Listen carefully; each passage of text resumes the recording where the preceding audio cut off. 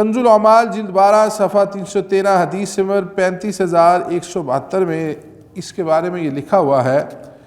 کہ پاکی اللہ کے لیے ہے، اس نے اپنی پیدا کردہ چیزوں میں سے کئی چیزوں کو برگزیدہ فرمایا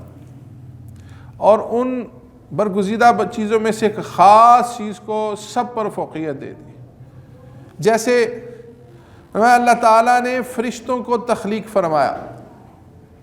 کتنے فرشتے ہیں ہم ان کا اندازہ نہیں لگا سکتے، لیکن ان سارے فرشتوں میں اللہ تعالیٰ نے حضرت جبرائیل امین علیہ السلام، میکائیل علیہ السلام،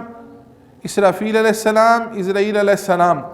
ان چاروں کو برگزیدہ کیا، اور ان میں سب سے زیادہ فضیلت حضرت جبرائیل امین علیہ السلام کو عطا کی گئی۔ انبیاء اللہ تعالیٰ نے کم و بیش 1,24,000 بھیجے، ان میں حضرت ابراہیم علیہ السلام، موسیٰ علیہ السلام اور عیسیٰ علیہ السلام اور ہمارے پیارے کریم آقا صلی اللہ علیہ وسلم خاتم النبیین رحمت للعالمین کو برگزیدہ فرمایا،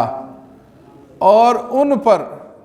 نبی آخر الزمان سیدنا محمد مصطفیٰ صلی اللہ علیہ وسلم کو سب سے زیادہ فضیلت عطا فرما۔ پھر 4 صحابہ کو فضیلت دی گئی، کم و بیش 1.25 لاکھ سے زائد صحابہ پر۔ ان چاروں میں سیدنا ابو بکر صدیق، سیدنا عمر بن خطاب، سیدنا عثمان غنی اور سیدنا علی المرتضیٰ رضی اللہ تعالیٰ عنہ کو برگزیدہ فرمایا، اور ان میں حضرت ابو بکر صدیق رضی اللہ تعالیٰ عنہ کو سب پر فوقیت عطا کی گئی۔ اسی طرح فرمایا بے شمار مساجد ہے، ان میں مسجد حرام، مسجد نبوی، مسجد اقصیٰ اور مسجد طور سینا کو برگزیدہ کیا، اور مسجد حرام کو سب پر فوقیت دی گئی۔ پھر فرمایا اللہ تبارک و تعالیٰ نے موقعوں کو فضیلت دی، جس میں 4 اہم موقع، جن میں عید الفطر،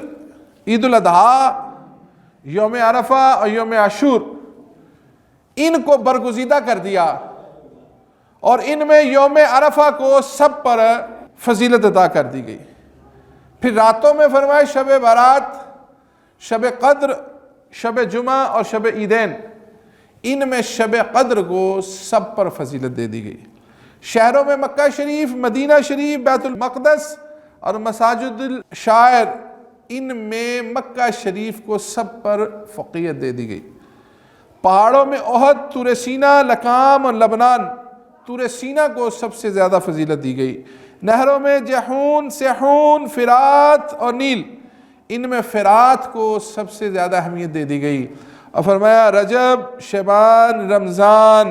ان کو برگزیدہ کر کے شعبان کو سب سے زیادہ فوقیت دے دی گئی۔